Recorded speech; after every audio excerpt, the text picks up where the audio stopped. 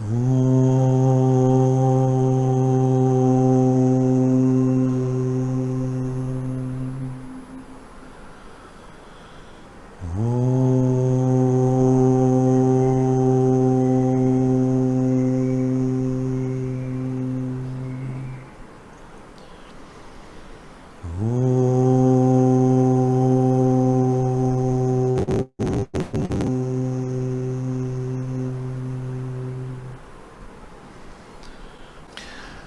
are beginning today our study of the next chapter in the synthesis of yoga, titled The Planes of Our Existence, where Sri Aurobindo lays down the framework for the levels of consciousness which make for the cosmos, and describing this in the context of the relationship between the Purusha and Prakriti, consciousness or soul and nature.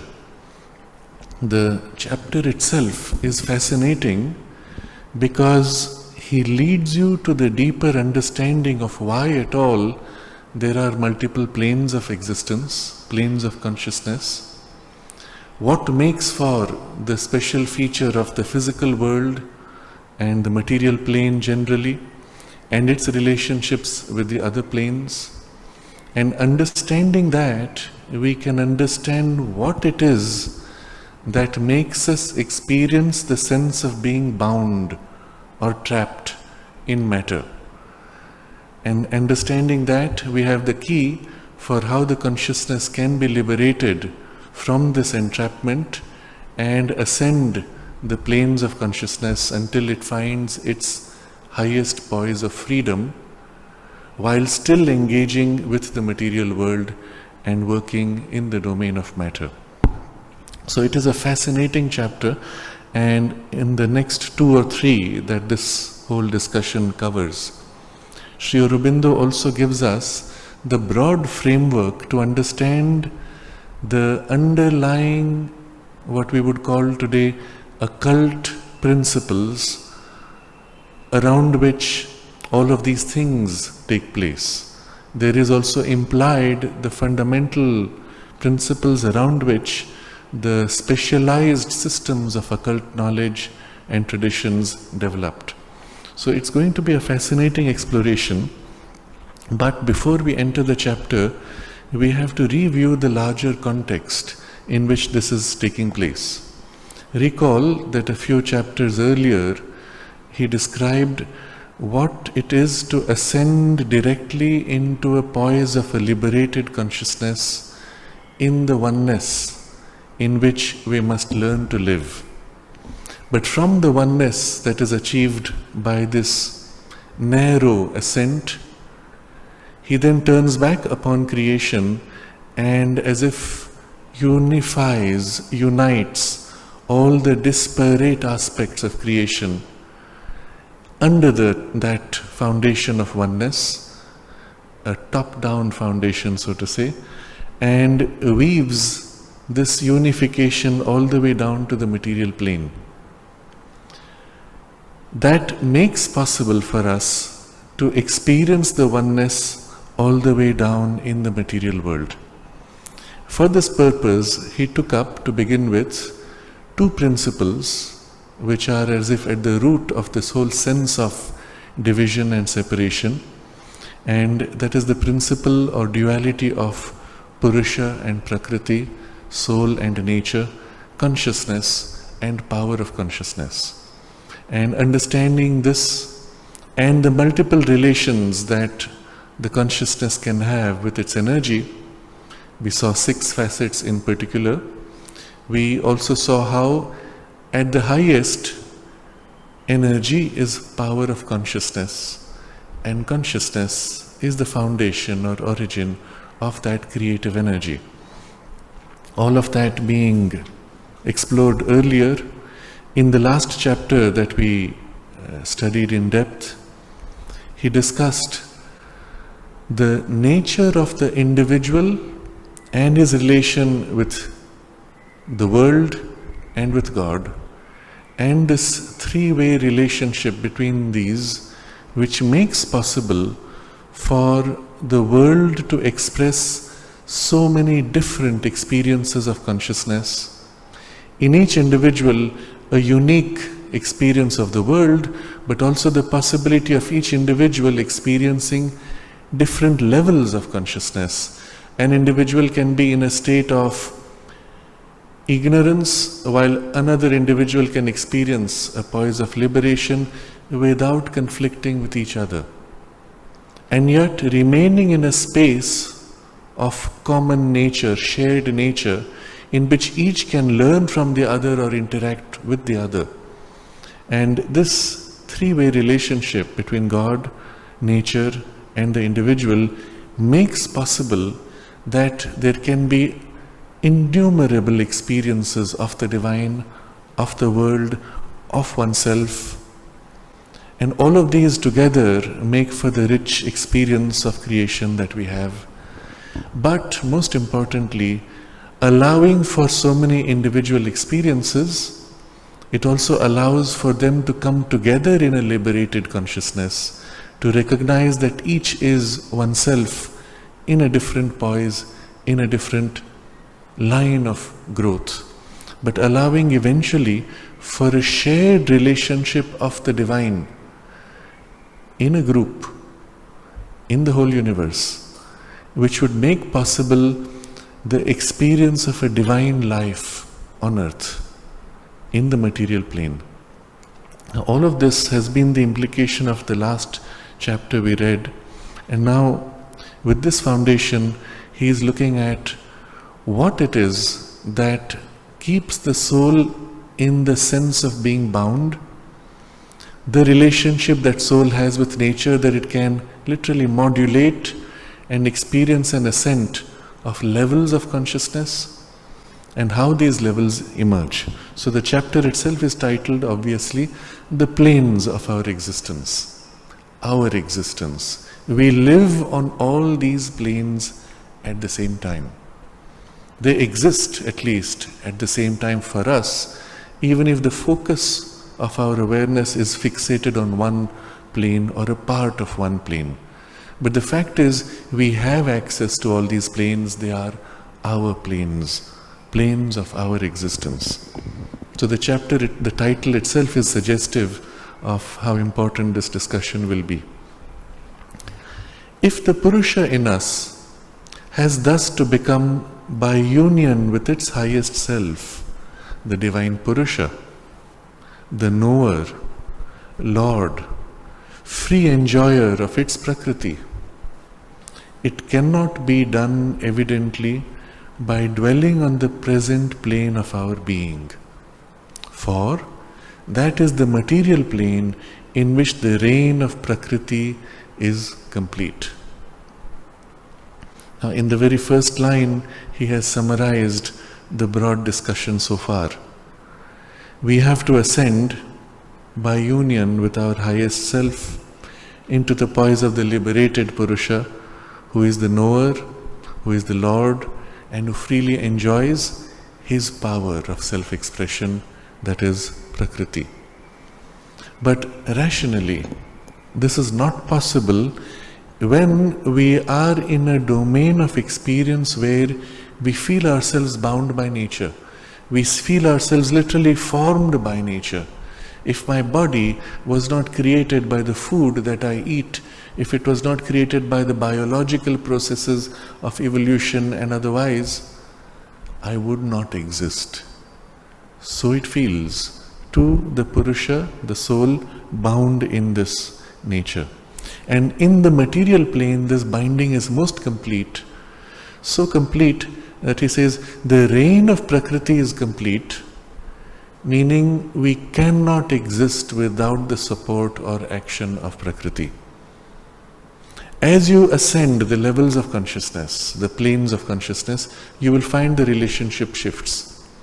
And in the highest, the Purusha is completely free, and nature is only his free expression of power. But even he will explain to us that these planes are nothing but relationships between Purusha and Prakriti. and it will be one of those radical, life-changing perspectives that he will throw at us, after which you will never look at the world the same again. But that is to come later. So here he is describing the material plane in which the reign of Prakriti is complete. There, the divine Purusha is entirely hidden in the blinding surge of her activities, in the gross pomp of her workings, and the individual soul emerging from her involution of spirit and matter, subject in all its activities to its entangling in the material and vital instruments, is unable to experience the divine freedom. So two important ideas here. The Purusha cannot experience its divine freedom when it is bound like this. On the other side, the first idea is that the divine Purusha is hidden by this whole drama of Prakriti around him. So if we just take a simple example of a flower, do you see the divinity in the flower? Obviously not. We see only the form of the flower, the color of the flower, we smell its perfume and so on. At best we can infer that there might be a divinity. We can infer that there is a life energy perhaps which makes all this possible. But you do not see the life energy, you do not experience it directly, and certainly you do not see the divinity. And so this is the nature of this material plane. The divine Purusha is entirely hidden. In what? And he describes two processes of nature which hide. First, in the blinding surge of her activities. There is this enormous power which flows, and it is so intense that it blinds you from the divinity which is concealed. It's a very interesting idea. It means the divinity is actually there, can be seen, but the light of that divinity never manages to reach your senses, which are blinded by this intensity of nature's play. If you were to ascend to higher planes, it would be the opposite. The divine presence would be so intense as to blind or dissolve any contrary concealing influence. From that extreme to this extreme, there are many intermediate levels where there are degrees of this. In the subtle physical world, for example, already one begins to experience everything as if semi-translucent. Looking at the flower, you can almost as if see the life force playing in it, as if it is glowing inside. Or you ascend a few more levels and you see only life force, the form is secondary to the life force. You ascend still higher and you experience not life force, but the idea and brightly lit idea of flower which wraps around itself the life force and guides it in its whirl. You perceive already there the sense of the soul of flower. And so you have a very interesting smooth transition from this one extreme where the light of the soul is entirely covered to that poise where the light of the soul is entirely revealed, and in between is only degrees of relationship between the two. So the first means by which the divine Purusha is hidden is the blinding surge of her activities. In other words, the light of that divine Purusha may still reach you, but your sight is blinded by this other thing which is so much brighter. The second thing with which she conceals the Purusha is in the gross pomp of her workings. So pomp is showiness and complexity of showiness. So if you look at an object, any object in the material plane, you can appreciate all the wonders of the experience. Oh, the leaf is like this. But if you begin to analyze it, you will find layers and layers and layers of working. So at a very superficial level, you say, oh, this leaf is made of such and such chemicals or molecules or qualities of medicine. But as you penetrate deeper, the molecules are made of more complex processes, which are made of more complex processes, and so on. In the analysis of a single cell in the human body and its process of building proteins, the charts that scientists have worked out are so large, you can write in fine print on paper and the chart will be at least 1 meter square, in fine print describing an entire grid of complex interactions of the protein synthesis chains of dependencies, stages and steps of the synthesis. So complex to build a single protein in a tiny cell which is building many different kinds of proteins at any given time. That level of intricacy, that is what he is referring to as the pomp of her working. But the pomp of her working is gross. You could have had a subtle complexity, but there's a grossness, a dullness, a heaviness which is what blocks the perception of the next layer. As you go up the chain of, as you go up the levels of consciousness, you do experience the multiplicity, and the depth and complexity is perhaps even more rich in a certain way, but it's no more gross, it's subtle. So looking at the flower, you may experience so many levels of working of complexity. When you look at a human being, you will see the layers of the aura and the bright play of colors and patterns which are constantly playing around. And it is as complex perhaps, as rich perhaps, but it is not covering. That is, the outer layer of the aura does not cover the inner layer. You see all the layers as if in a transparency. And so the second character by which nature conceals the divine Purusha is this gross pomp of her workings. And so let's reread the sentence. There, that is in the material plane, the divine Purusha is entirely hidden in the blinding surge of her activities, in the gross pomp of her workings. And the individual soul, emerging from her involution of spirit in matter, subject in all its activities to its entangling in the material and vital instruments, is unable to experience the divine freedom.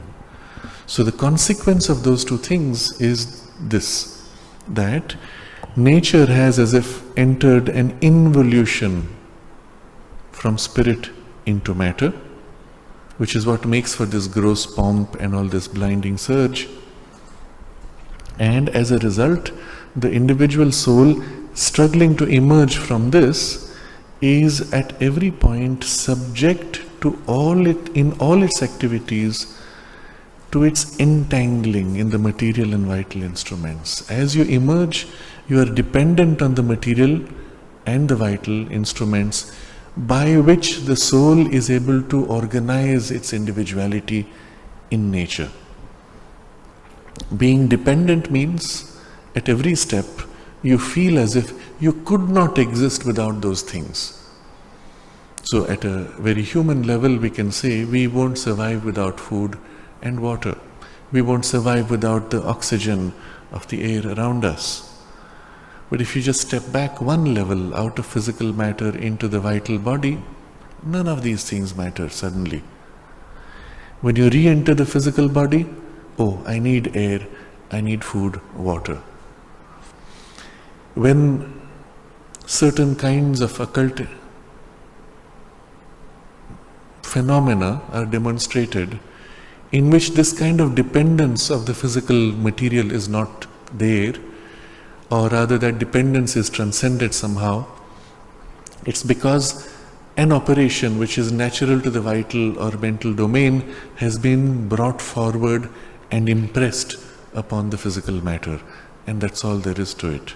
There are yogis, for example, who seem not to be able to eat at all, or who can be buried underground for many days at a time in a state of semi-trance in which their breathing stops, even the heartbeat seems to stop, And yet after many days they come out of that trance and they are fine. But what do they do in the exercise of that demonstration is they access the life force directly at a level which is more gross, dense, approaching almost the materiality of the physical body.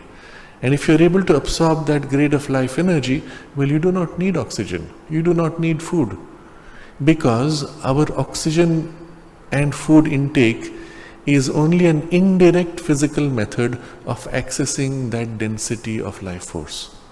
If you can access it directly, you can ignore this process. So when you think about how it works, it's not such a big deal. But the dependence still exists.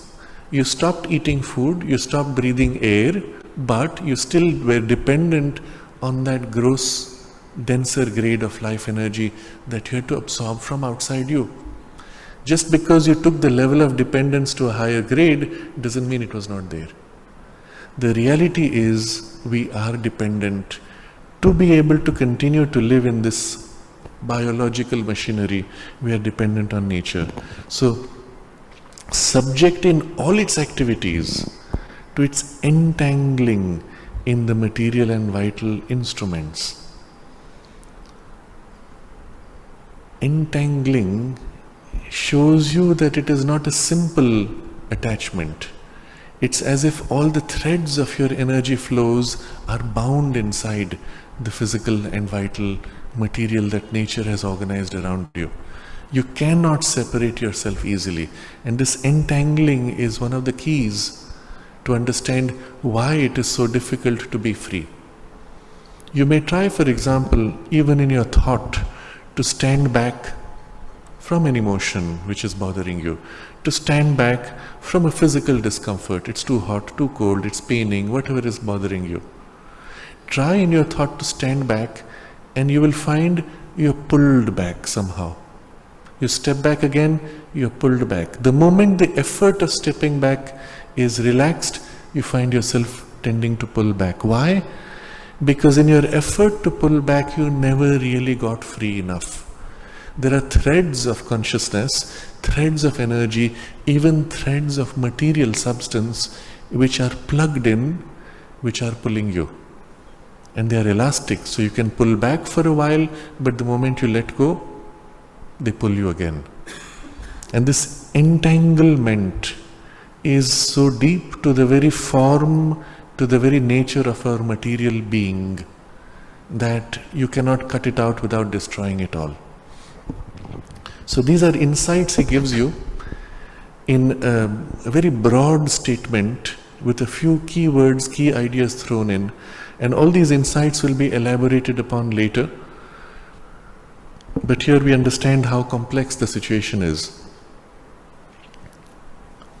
And therefore, as a result of this subjection, the Purusha is unable to experience the divine freedom. What it calls its freedom and mastery is only the subtle subjection of mind to Prakriti. So when we say that now in my consciousness I have stepped back as a Purusha poise, I am free in my consciousness now. Alright, there is pain in the body, but I am not pain. Alright, my emotions hurt, but I am not emotions. But at that point, you may feel as if you are free, but it is not true freedom or mastery. He says, it is only subtle subjection of mind to Prakriti, which is lighter indeed, nearer to the possibility of liberty and rule than the gross subjection of vital and material things. So you find this freedom which you have can only be had in the mind. You cannot have it easily in the vital or material levels where you are so deeply entangled. And even in the mind where you have this freedom, it is not a true freedom, it is only a subtler subjection. Because the subjection has become subtle, it feels as if you can be free and you can be master in your mind. The reality is that even when the yogi is in that poise of apparent mental freedom, if you stick a needle into his veins and inject certain chemicals, the fellow will lose his power of awareness and go to sleep. So is that really a poise of freedom? If the consciousness was truly free, you could do anything to the body and the mind could stand back. In fact, the true freedom is had at a level which involves a higher grade of mind, and when you do live in it, then you can inject things in the body and the consciousness would still be present. Even if the body goes to sleep, you would still be there and say, my body has been knocked unconscious, but I am present.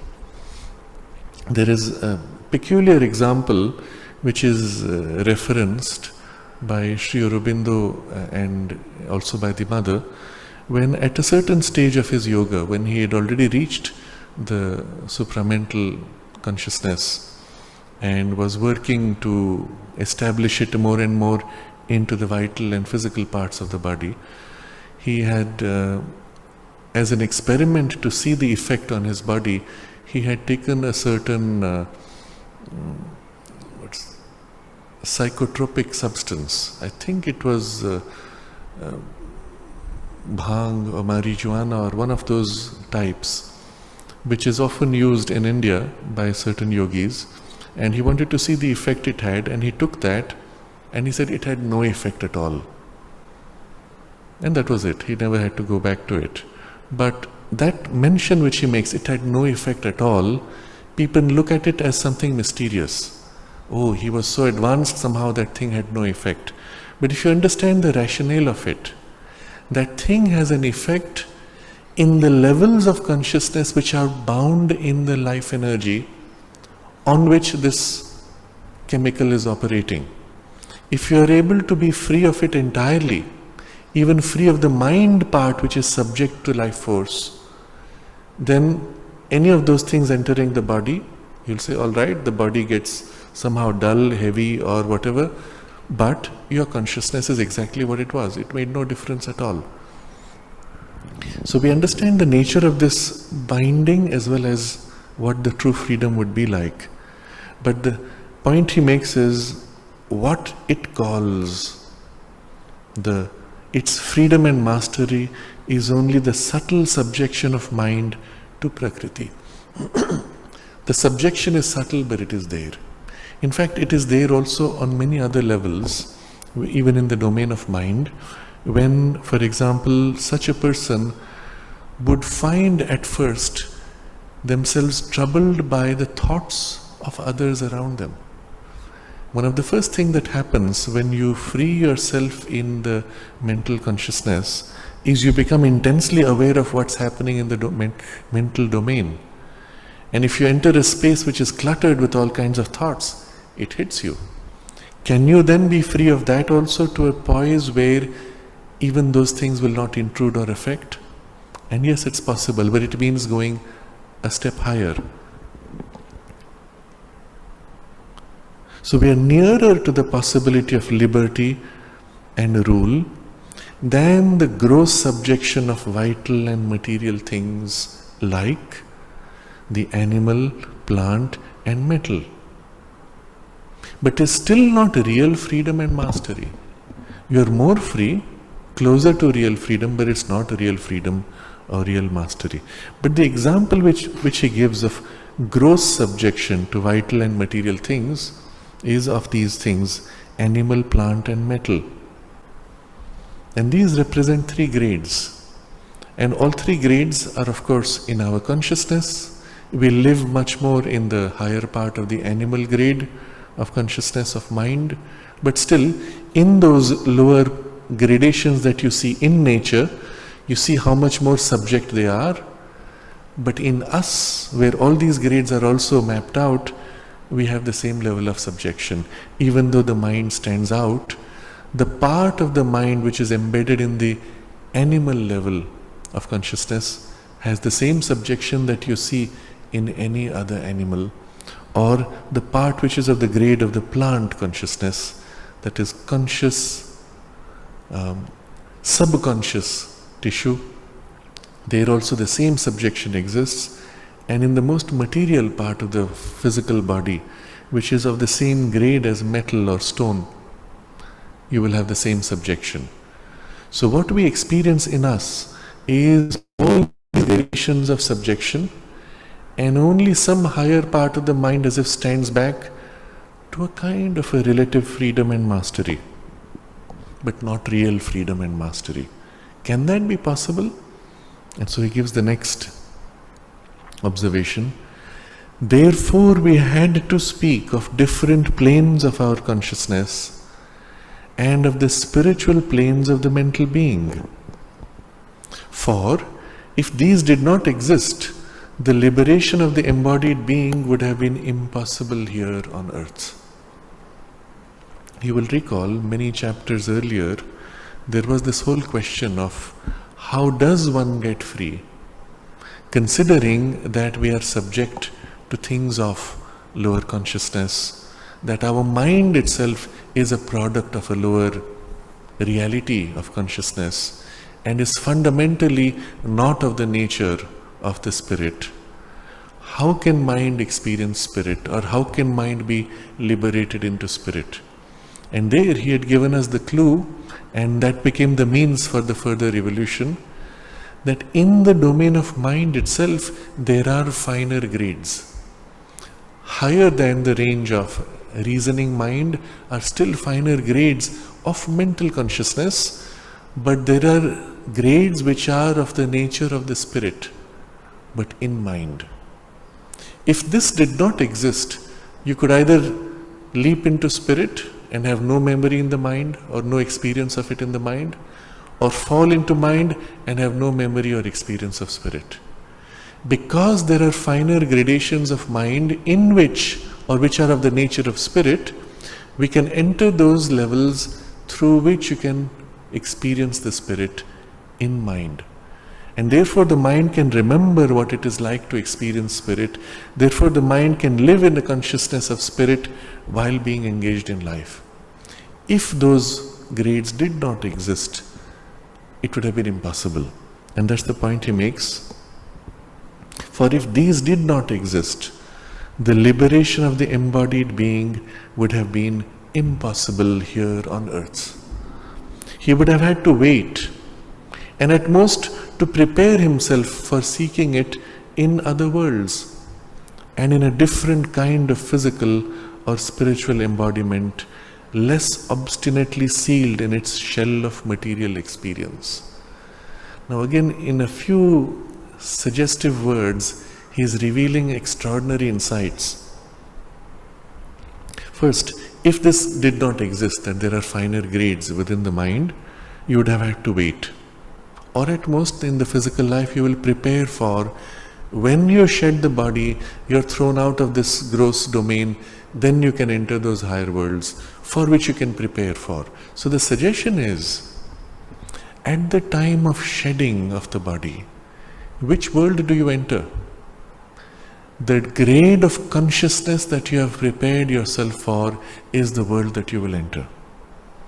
And this is the reason why in all the spiritual traditions, without exception, even those which seek a realization beyond, and especially in those perhaps, they give enormous importance to the state of consciousness at the time of passing out.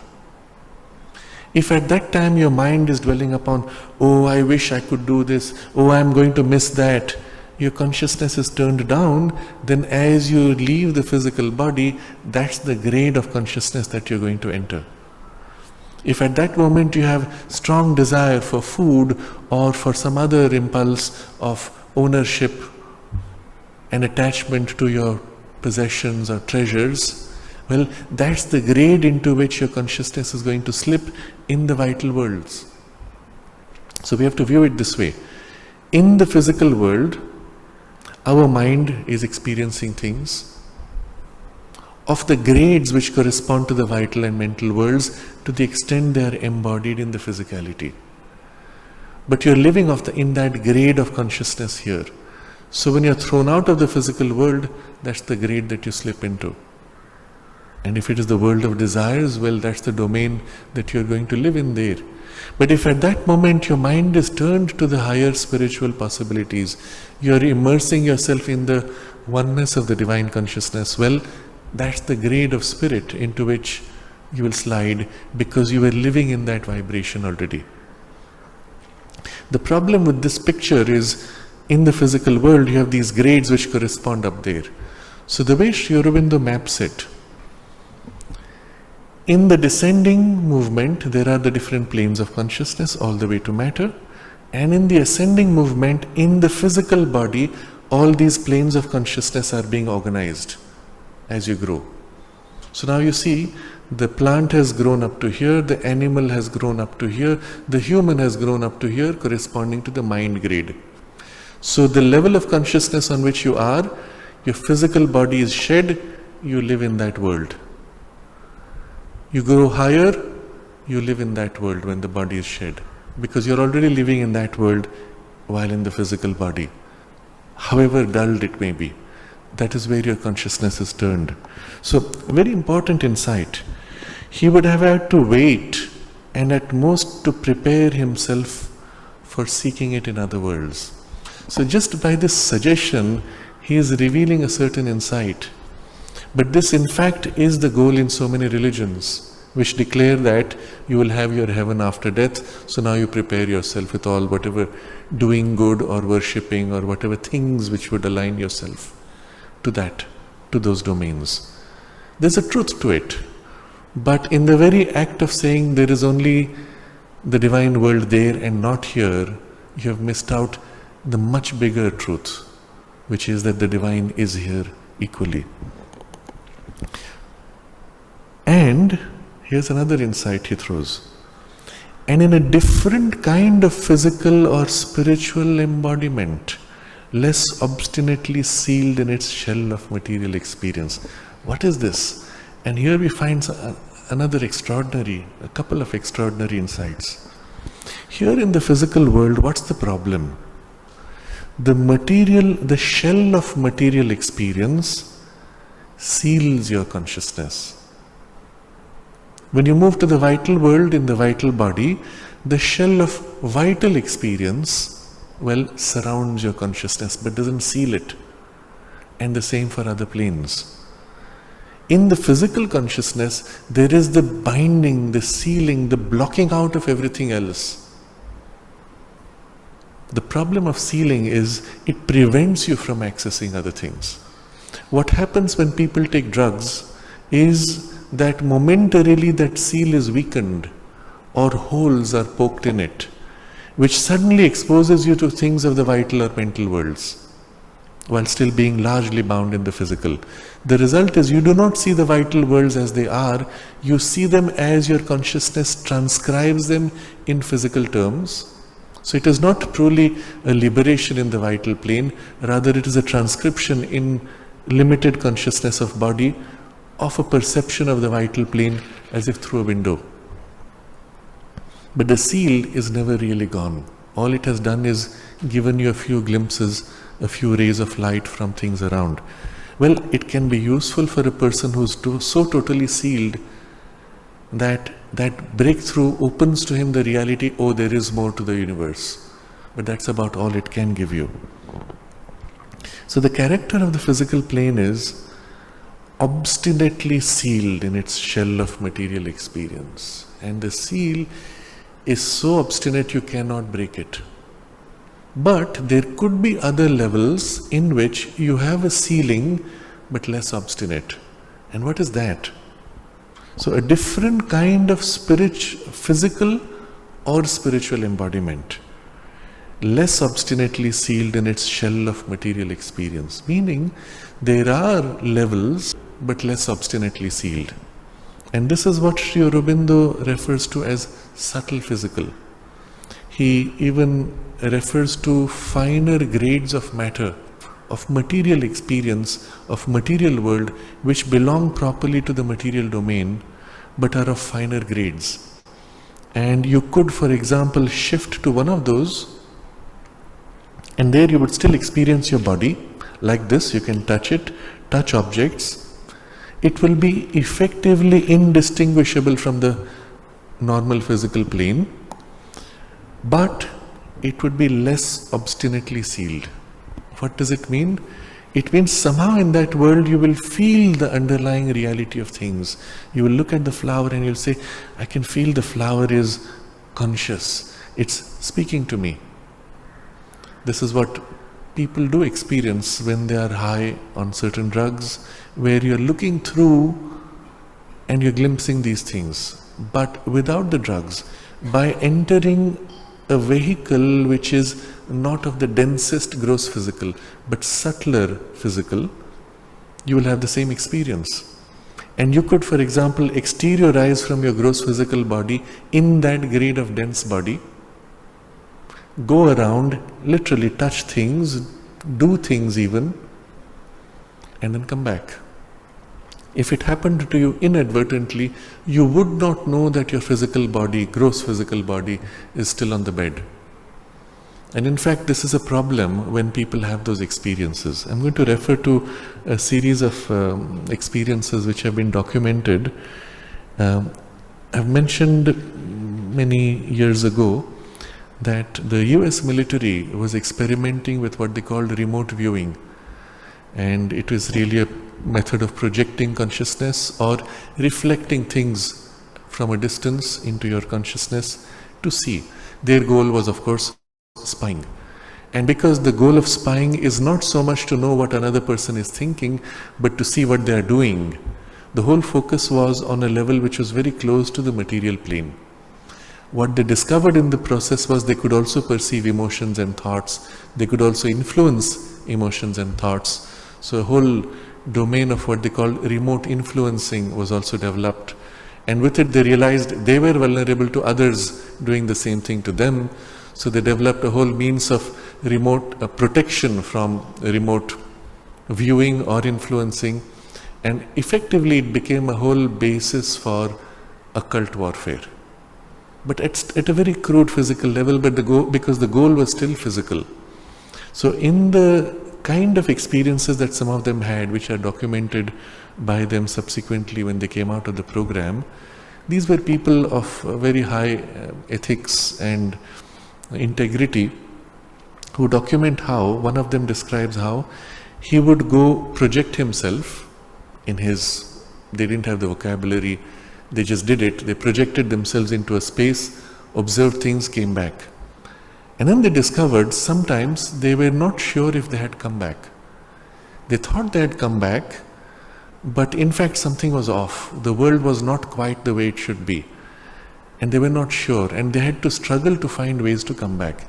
In one example which this person gives, he projected out, did his observations, and then came back, woke up in his body, got up and started moving around.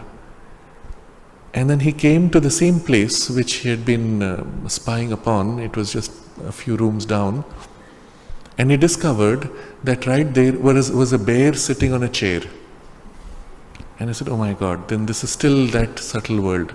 He comes back, wakes up in his body, goes out again and discovers something else is off and comes back. Up to 6 times he had to do that until he entered the gross physical domain and he was sure it was physical. In practice, it was indistinguishable. I had similarly met another person who had many spontaneous experiences of this kind, and he had no vocabulary or philosophical framework to explain it.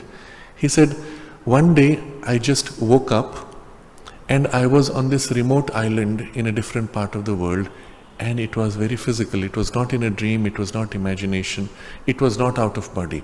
He said, I could pick up stones, I could do things. And I stayed there for 2 or 3 days. What was that? And then I came back. I don't know how I went, how I came back. So he was convinced it was a physical experience. Then when I checked with him, he said, yes, when I came back, it was back in the same bed where I had gone to sleep. So then I explained that there is this thing, there are gradations of the physical world.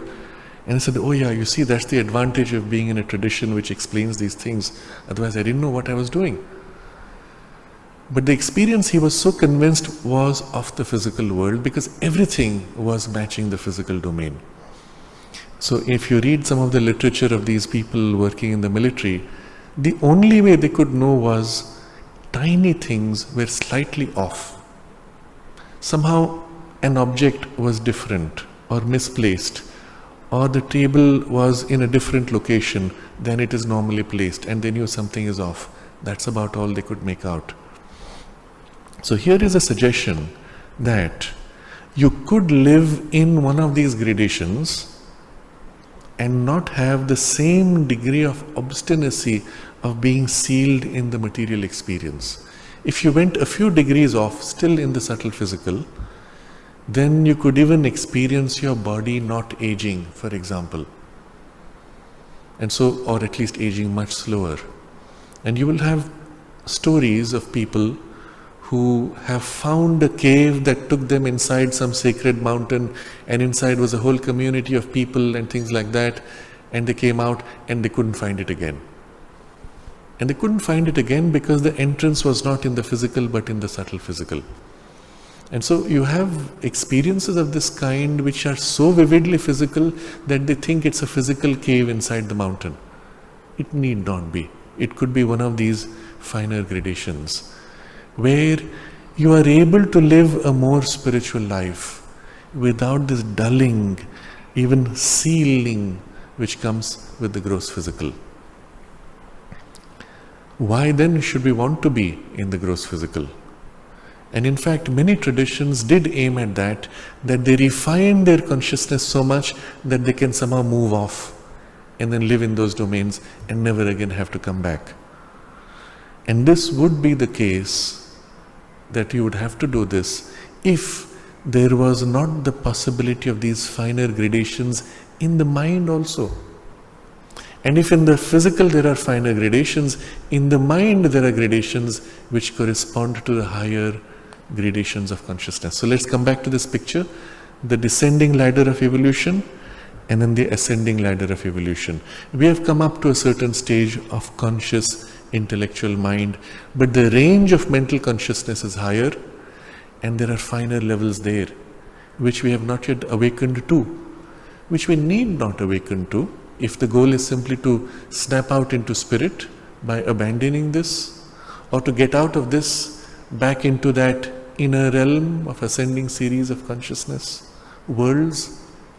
But if the goal is to experience here those spiritual states, then we continue the ascent within the mental region.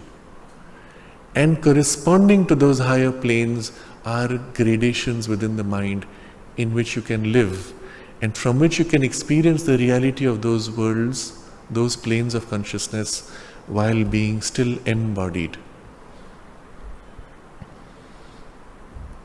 So, different kind of physical or spiritual embodiment is also possible, less obstinately sealed.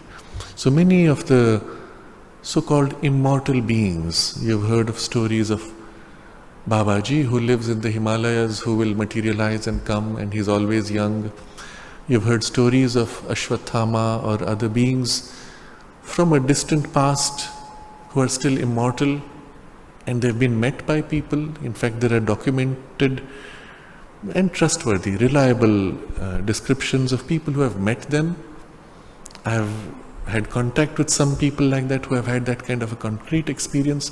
But the fact is, the form materialized. You had an access and then it went off. It didn't belong to the physical world. Now, if you came to the conclusion that this gross physical world is intractable, cannot be divinized, well, that would be the only way to go about it. But Sri Aurobindo's affirmation is, this world is intended to be divinized, and that's what we will see shortly, the logic of it. And if it is intended, then the whole intention of nature is also to divinize it, and it's also the purpose why we are here. So, therefore, we had to speak of different planes of our consciousness and of the spiritual planes of the mental being. Now, this being the case, he has very quickly summarized discussions across many chapters, and then he contrasts our approach with the conventional approach of a yoga of knowledge. In the ordinary yoga of knowledge, it is only necessary to recognize two planes of our consciousness, the spiritual and the materialized mental. Materialized mental is the term he is using here, which in later vocabulary he uses the phrase physical mind. That is, the mind consciousness turned to matter or materialized in matter, bound in matter. So materialized mental is this consciousness that is our normal state when we say, I am thinking. It's a mental consciousness, but it is the mental as it is bound in the material body. If you were to knock out the physical body just like that, suddenly this consciousness will enormously expand and widen out and be much more free and light. And this is not difficult to experience. You don't have to shed your body for it. A very simple practice Sri Aurobindo suggests is shift the center of thought out of the brain to the top of the head or just above the head. And when you can shift your mental status there, already realize your mind becomes so clear, wide and free. And if you shift it back in, it feels again a narrowed, dulled, heavy working. And it's as simple as that, to shift the center. Of course, it takes a while for you to fully center yourself and experience the full freedom. But once you have a glimpse of that, you will find it's not worth it to be bound in the dullness. But here is the materialized mental consciousness, and then above that, the spiritual that you want to get to. And that's all. These two are all that matter. The rest doesn't matter. Even the vital and physical don't matter except to the extent that they bind you. The pure reason, standing between these two, views them both, cuts through the illusions of the phenomenal world, exceeds the materialized mental plane, sees the reality of the spiritual. So he's summarizing now the process of the normal, ordinary yoga of knowledge. There are these two planes. In between is this reason, pure reason. Not the reason embedded into the materialized mind. You see, the reason which is embedded here down is busy justifying either your desires or your practical necessities. When pure reason stands back, it questions everything. It questions its own existence, and that's generally the domain where the philosophical thinking starts. It's not enough to have the scientific thinking, which is still primarily obsessed with physical process. The pure thought standing back that says, why am I here? Who am I truly? And that's where the pure reason separates. And so it is between these two planes, the spiritual and the materialized mental. It cuts through the illusions of the phenomenal world. So it starts observing, I am not body, I am not this, I have emotions, I have thoughts, I am none of these, what am I? It cuts through the appearance and finds some deeper poise. Sees the reality of the spiritual. And this is the part in us which says, yes, that is true. There is something like this which is spiritual, but I can't experience it fully and vividly. It's still something almost inaccessible, but I can still feel the reality of it. And then the will of the individual Purusha, unifying itself with this poise of knowledge, rejects the lower and draws back to the supreme plane, dwells there, loses mind and body, sheds life from it, and merges itself in the Supreme Purusha, is delivered from individual existence. So in very short steps, he has described the whole process. The moment you're convinced that there is a spiritual, you've cut through the appearance of the phenomena, what's the next thing? The will of the individual Purusha unifying itself with this poise of knowledge. Here is the spirit which I feel, and now I turn more and more to merge into this. Rejecting the lower, drawing back to the supreme plane. So there is a double movement. As you merge in the higher, you cut off and reject anything of the lower which holds you back. Dwells there, so there is a period of stability. And then increasingly as that period of stability grows, mind and body begin to fade. So losing of mind and body, sometimes even they become less efficient, less effective, lot of interest, even they sheds life from it and merges into the Supreme Purusha, and that you are freed from individual existence.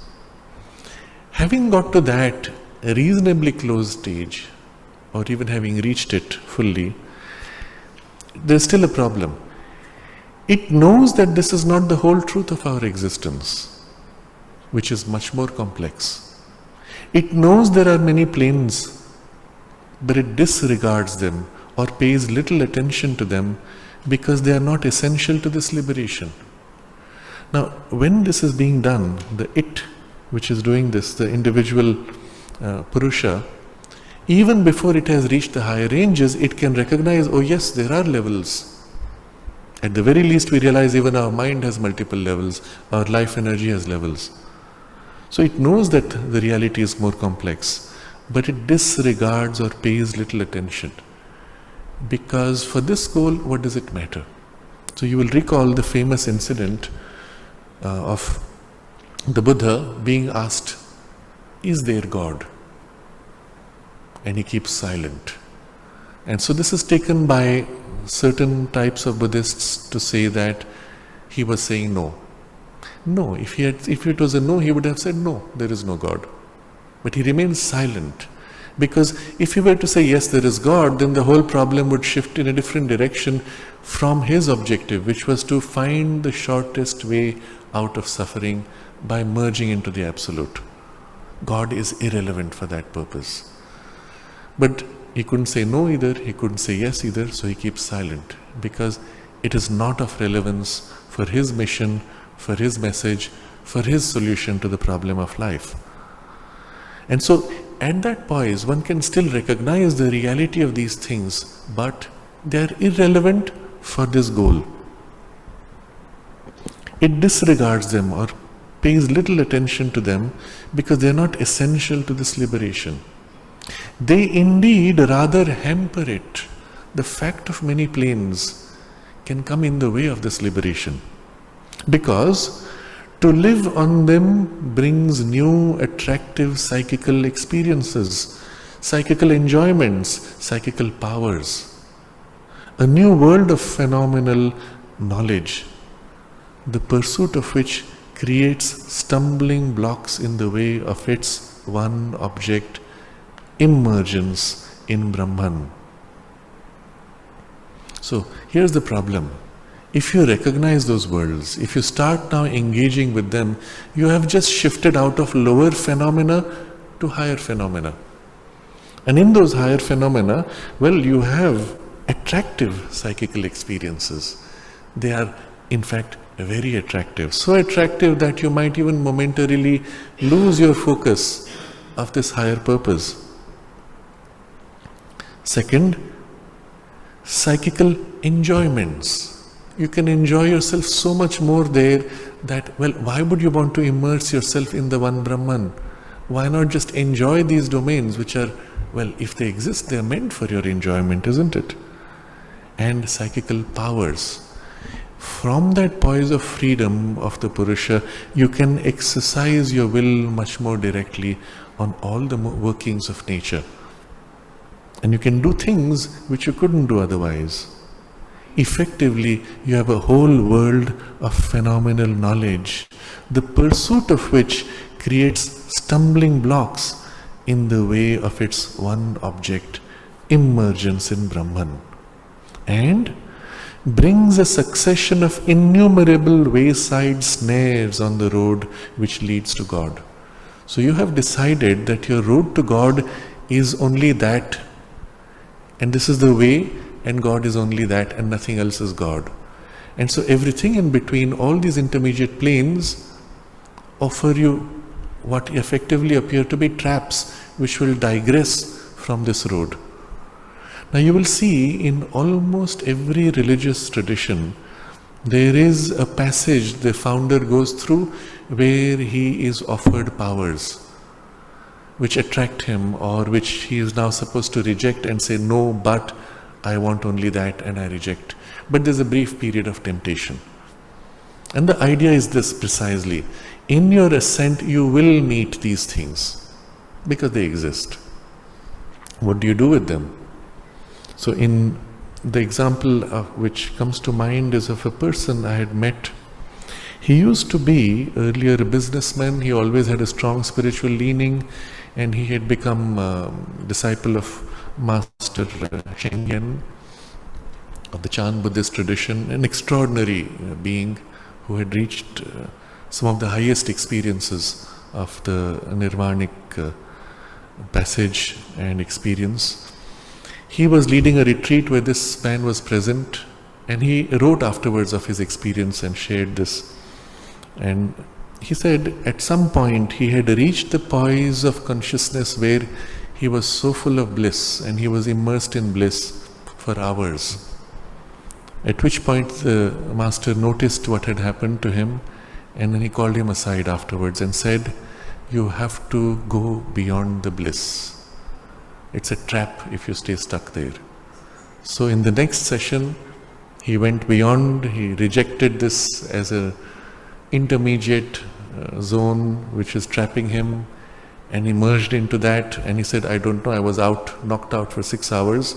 I came back with no memory of that transcendence." The problem was, and this was the whole thing when I met with him, you could see it was a man on whom those things had left a stamp. There was a kind of a depth to his consciousness because of that imprint of experience, but he didn't have it.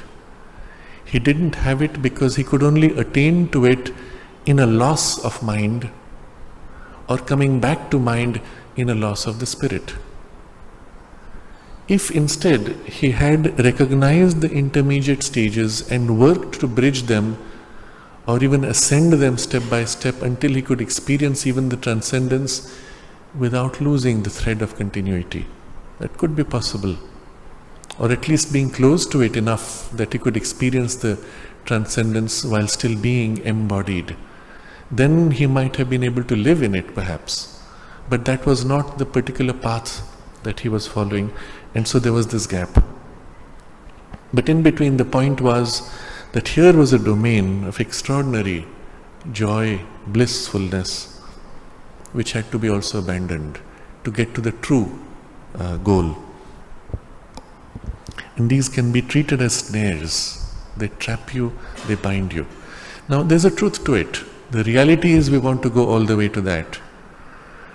But we also recognize these in a different way. And this is the approach Sri Aurobindo gives. But since we accept world existence, and for us all world existence is Brahman and full of the presence of God, these things can have no terrors for us. So the whole perspective with the integral yoga is different, and again it summarizes discussions in previous chapters. We have seen the divine itself is a manifestation of the world itself is a manifestation of the divine, and the divine immanent entirely here. And although there is a poise of transcendence, there is equally the poise of immanence, full of the presence of God.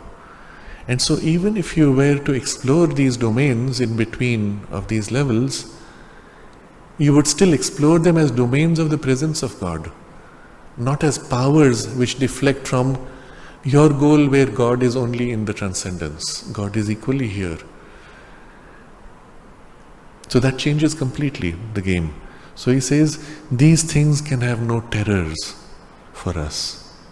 Whatever danger of distraction there may be, we have to face and overcome them.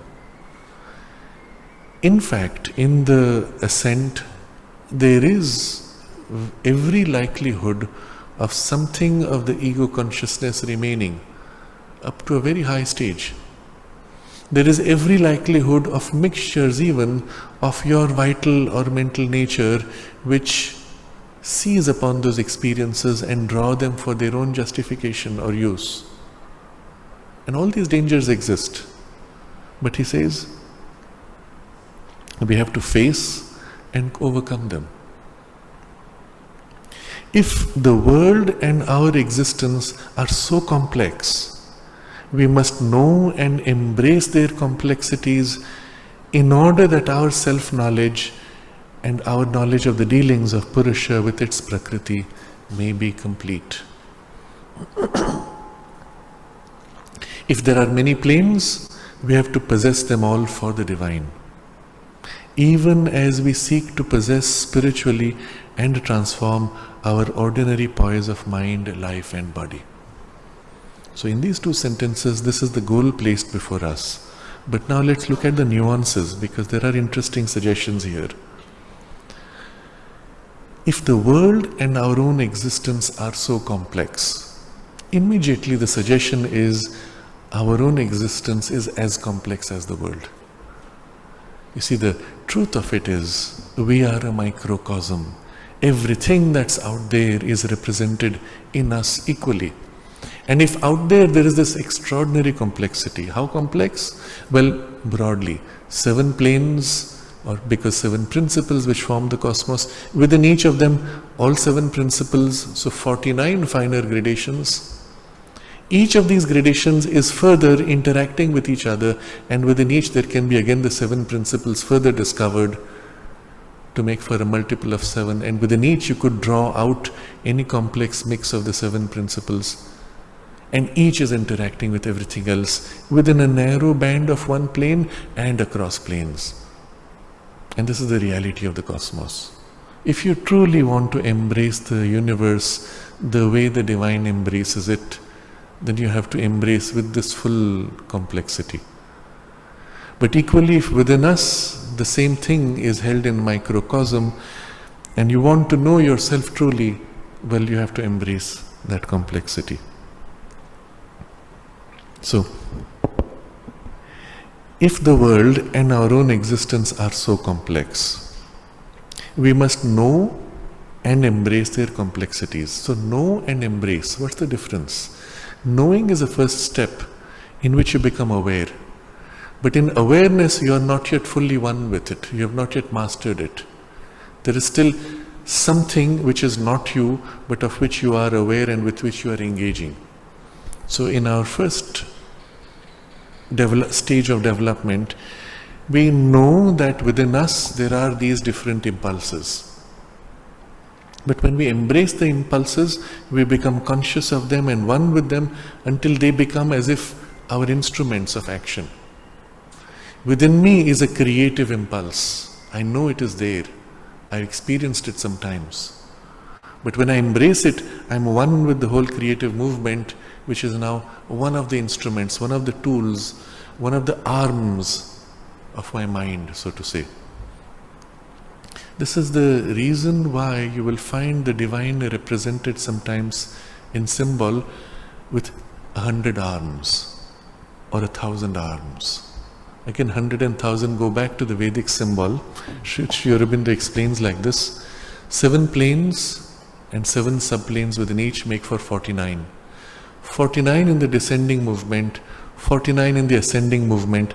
Remember, it's not just involution but evolution also completed make for the 98, and then the oneness out of which these emerge, and then the inconscience into which they are completely hidden make for the full 100.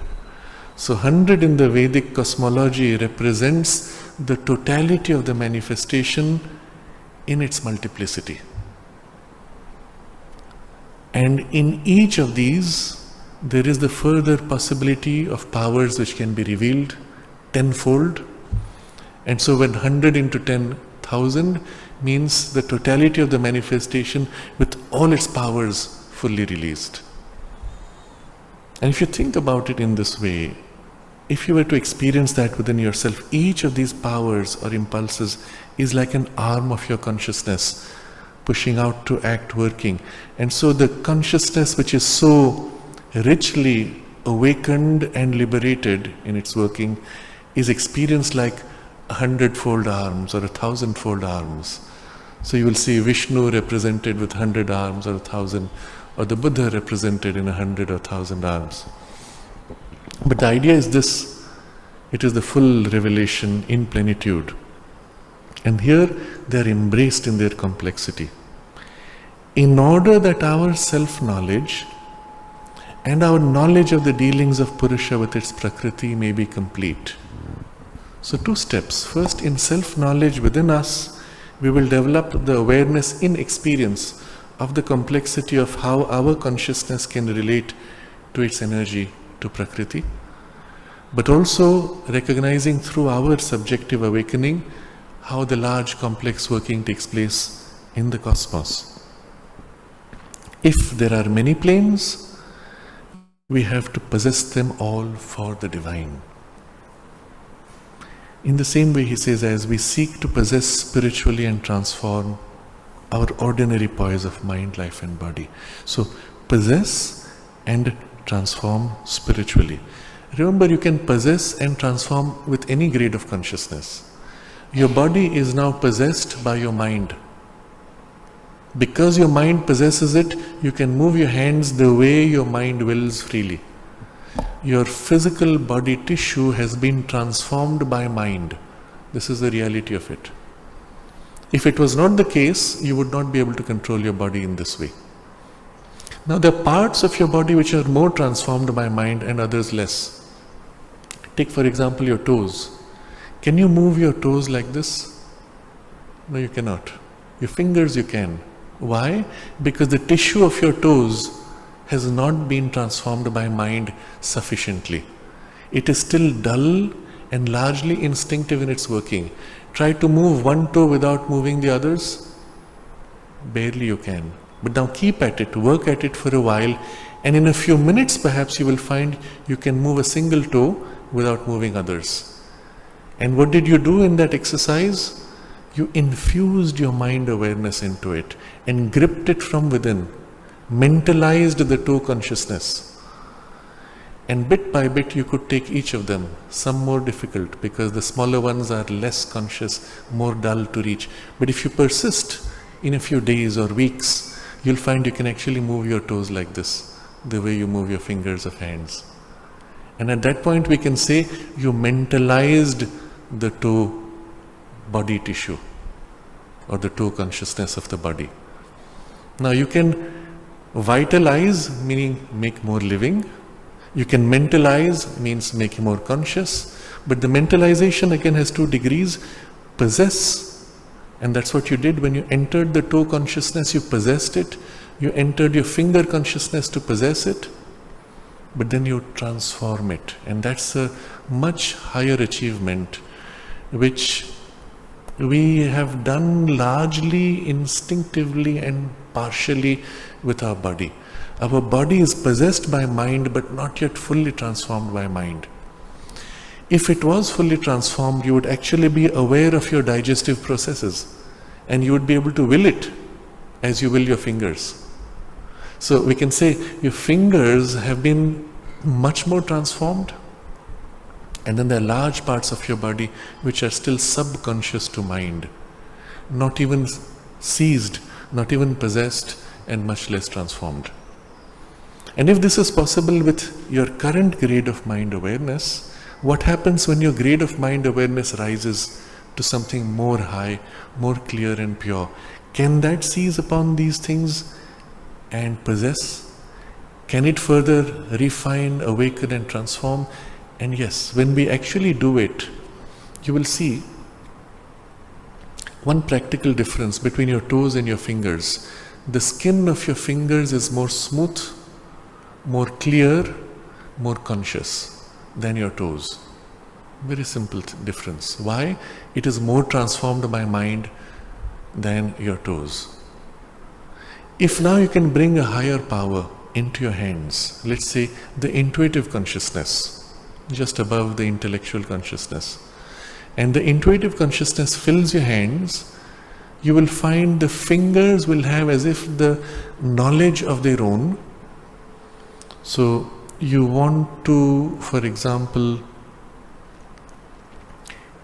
lift 20 grams of sugar or salt to put into the food. Your hand will go and it will pick. If you weigh it, it will be exactly 20 grams. Is that possible? Yes, it's possible. Is that difficult? No, but you have to work at it. It's not going to happen automatically if you don't work at it. You can work at it indirectly, as when you're learning to play a musical instrument, then you're trying to make your hands more conscious, but also tuning your hands to work automatically to transcribe the music that you read or that you receive as an inspiration. And your hands move while your mind is here. And so there has been a kind of an lifting beyond the pure mentalization to something more intuitive, but slightly more intuitive. If you can consciously bring the intuitive consciousness into it, then this power becomes normal. And we have the example of Kapali Shastriyar, one of the disciples of Sri Aurobindo, one of the earliest disciples, who was earlier with Ramana Maharshi and had gone very far in the path of self. And when he came to Sri Aurobindo, Maharshi shed a tear and said that there was only a very fine veil which separated his consciousness from Shastriyar's. But Shastriyar chose to follow the integral yoga with Sri Aurobindo, and at some point when Maharshi needed somebody to translate his writings, Shastriyar was called, and with Sri Aurobindo's blessings he went, completed the work and came back. But here was an extraordinary being in terms of his spiritual awakening. In his consciousness, that intuitivization had gone through in his body to such a degree. He was working in the department of paints in the ashram, and in those days you had to mix paints. You could not get a precise shade. So you had proportions of the 3 basic colors which you could buy and mix them to build the correct color that you needed. And his hand had that intuitivized ability. He could pick from the paint exact amount of what was required. When the hand has that ability, let's say you're preparing food, you will find the amount of food made is exactly what was needed for the number of people, and you finish down to the last piece, and so on. In the skill with which the finger works, it might even be able to do something for the first time and know exactly how to do it precisely with no error or hesitation. So this would be intuitivization of just the fingers. Imagine what that would mean if the intuitivization extended into the digestive process. The food digestion itself would have the innate knowledge of how to manage the food, but you would also be conscious of what's happening, what it is doing, and you could will into it what you need. Now all this is still intuitive consciousness, which is operating at the level of finite awareness. If now this intuitive awareness opens to the still higher over mental consciousness, where it experiences things in infinities, finite appearances of infinities. So it would reach out to touch the flower. The hand itself would feel a finite projection of an infinite hand awareness, meeting flower, which is finite projection of an infinite flowerness, and every sensory contact, every interaction would have that vivid experience of infinity meeting infinity in the physical body, in the physical senses.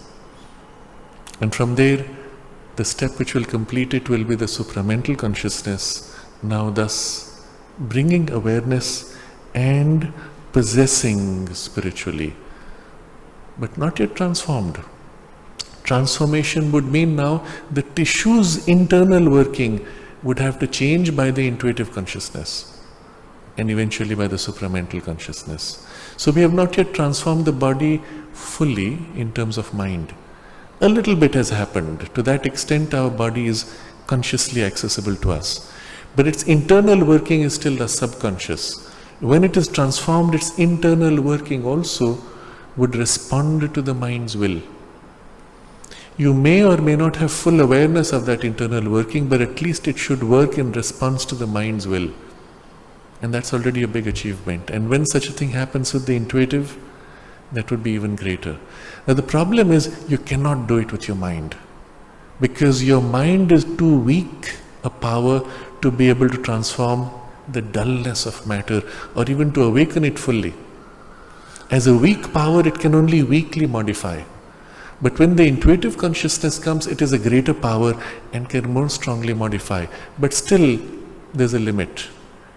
It is only when the highest supramental consciousness can enter that it has the full power to seize upon, not only to possess spiritually, but transform entirely the mind, the vital, and the physical. So, even as we seek to possess spiritually and transform our ordinary poise of mind, life, and body, in the same way, we have to possess all the planes for the divine. Within us, obviously, initially, but the fact that you possess them within you gives you also the access in the cosmos, in the universe. And you begin to live in those planes in the universe. So again, as an analogy, as human beings, we are living on 3 gradations of the material experience. The dense physical experience I am able to touch. The emotional component of the experience I am able to feel, but also I can feel my relationship with flower, with other human beings. And then the mental grade within the physical experience, where I can have thoughts and ideas, but also I can share and exchange ideas with others. As a result, I have recast my physical life and my emotional life to become more representative of my mental values. And this is the reality in which we live. But when you meet an ape or a very conscious dog, it is able to share only in 2 levels of your reality, the physical and the emotional. But the thought part of your idea world, it can barely touch or hardly glimpse. Catching a few thoughts, but only to the extent that they relate to his emotions and physical senses. But with a little bit of effort, perhaps he can momentarily reach out and glimpse a thought and say, wow, what was that? And the dogs can do that, the horses can do that, the apes can do that. By staying in conscious contact, constant contact with you, they can even seep in something of your mind organization, and it gets infused and organizes it a little bit in it, as far as its physical brain is able to take. It can even, if you live in a more psychicized consciousness, it can even absorb something of the psychicization of the individuality. Its psychic being becomes more organized, more individualized, more distinct, and more aware of its mental consciousness. Now all of this is possible, but still you will say, after all that is done, they miss out the full play of the mind experience. Go down a step to a still lower grade of animal or plant life, and there you find they don't even share directly in your emotional world. Yes, plants do respond to the energies you put out, but not as emotions, but as energy of life. An emotion is already of a grade which is mentalized, and here it is purely energy. And it is wonderfully beautiful when you experience that with plants. Their world is so pure in the play of energies, but they cannot share in these 2 higher gradations. When we as human beings meet a more intuitivized being, an overmental being or a supramental being, there is a similar gap. We do not share in their experience, which may include so many more levels of reality that not only they experience, but they can directly act upon the way we act upon the world through thoughts. Eventually though, we should be able to experience the full spectrum of reality, all the 49 finer gradations, while living in the oneness, and from there deal with the inconscience equally, the full spectrum of life, of reality. So, if there are many planes, we have to possess them all for the divine. Even as we seek to possess spiritually and transform our ordinary poise of mind, life, and body. So with this, the framework of the integral yoga is placed in contrast with the ordinary yoga of knowledge and its ordinary limited objective. Having said this now, Sri Aurobindo moves to how is this to be? What is the nature of this relationship of our soul with this complexity of nature? What makes for the experience of multiple planes? And what impact it has had in the past in human experience? So he has to always turn back to the best of what was done in the past and draw it and its relevance for the present and the future. So in the very next sentence, he gives you a historical and deeper perspective of this knowledge and to the extent that it has impressed human development in the past. The ancient knowledge in all countries was full of the search after the hidden truths of our being. And it created that large field of practice and inquiry which goes in Europe by the name of occultism. Now here is an extraordinary statement, and it comes from someone who has that vision of the three times, Trikala Drishti, of the past, present and future. And so his assessment of the history of humanity is also coming from that insight, as you will see in his writings in the ideal of human unity or the human cycle, where he is able to map out the developmental stages and processes of different civilizations going back thousands of years, and even suggests things of earlier cycles of civilization of which we have no record today.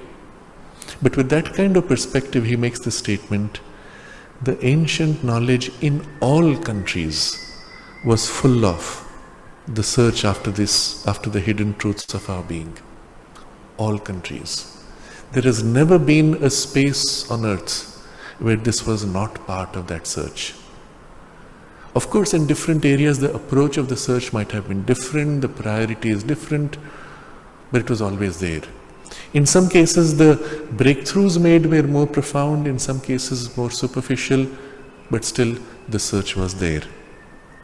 And it's important to recognize this because today we don't see this anywhere. At least nowhere in the public discourse do we find this search after the hidden truths of our being. In a sense, the turn of evolution is once again bringing us back to the importance of this. It is what Sri Aurobindo has described as the subjective age, where reason has failed us, and particularly this materialized reason which only saw matter as the only reality. Having failed us now, there is a subjective turn.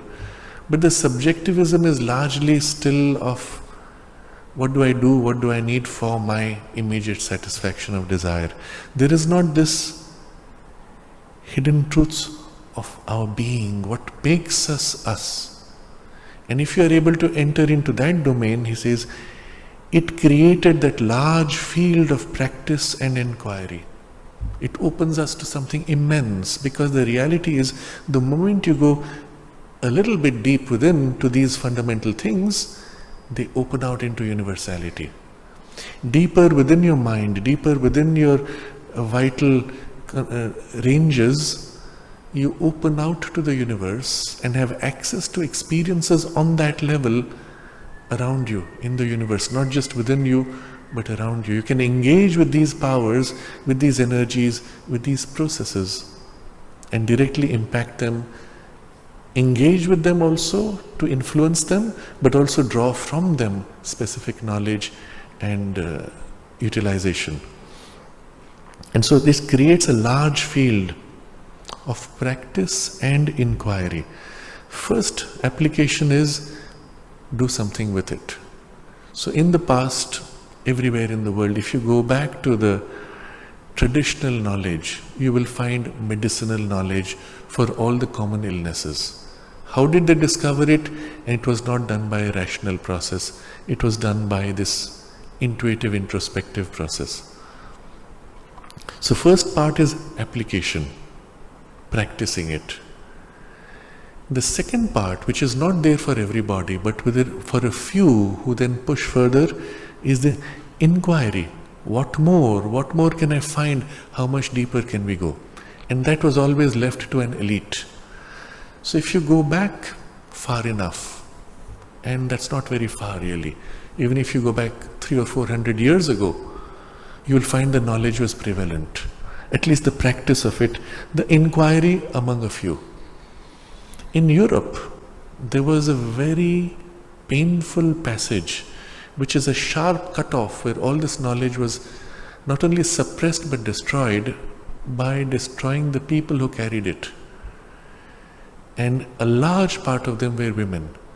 They were labeled the church witches, they were burnt at the stake, and the numbers go in millions. I don't know if I'm remembering right, but something like 20 million people, mostly women. They embodied that knowledge, they carried it, they had the access to these deeper powers and beings or processes within nature. They had awakened and developed it, and suddenly you snuff it all out within 100 years or so. What happens to the civilization? A fall into a most dulling material focus.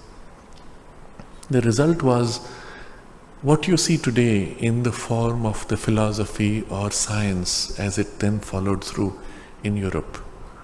But if you go to other spaces where this kind of destruction did not take place, the traditions might still be intact, but with the intrusion of modernism, which is this reduced materialistic focus, much of that has been pushed back, lost. Traditions, lineages have been lost because people are no more interested in developing a deeper capacity that requires a commitment of many years. I want my certificate in 15 days, after which I can go and make money. So it stops there. But if somebody says, I can train you in this knowledge, but it's going to take you at least 15 years or 20 years of your life to come to some basic capacity, and after that you can work on your own to go deeper. How many are willing to commit? And that's the character of this modern age. And so a lot of knowledge is being very rapidly lost. I've had occasion many times to meet people who were at the end point of that, and they say, we don't have anybody who's willing to learn from us, and the knowledge is gone. Including very specific knowledge of even healing methods and the remedies which you could draw from nature, as well as mantric or occult use for healing. My grandfather, for example, had this very particular knowledge he had received, with which he could cure any kind of sickness formed by what they call, I think, the hookworm. And to maintain that technique, he had to sit and practice. During the time of an eclipse, he would be repeating the mantra to build its strength. And when somebody came to him with that particular problem, he would mix certain materials, grind it, and with the power of the mantra infused into it, that to give it once, and the person would be cured. At that time, there were no other medicines available which could do this. That knowledge was lost. He never passed it on. And I asked my mother, why didn't you learn it? I would have wanted to learn it. Maybe it was not meant to be, but it just was lost like that. But this is just one tiny example. There's so much more which was not passed on. And people today are not ready even to receive. So, practice and inquiry. And this broad framework which is called occultism. We do not use, Sri Aurobindo says, we do not use any corresponding word in the East. There is no such word for occultism. Because these things do not seem to us so remote, mysterious and abnormal as to the Occidental mentality. They are nearer to us, and the veil between our normal material life and this larger life is much thinner. And we'll have to discuss this in more detail next time. What is this veil? How does it act? And what can we do to make it thinner, at least in our personal life, or in our personal space, or even within our community? In fact, here, for example, in a sacred space, made sacred by the infusion of the spiritual presence, in a space like Auroville, that veil is thinner. And yet, within our individual consciousness, we can be dulled to it, or we can consciously become sensitive to it. and then we can glimpse things which are just across the veil and begin to engage with it. In a space like this, the little dwarfs, elves, fairies, beings which look after nature processes are happy if we take care of the space.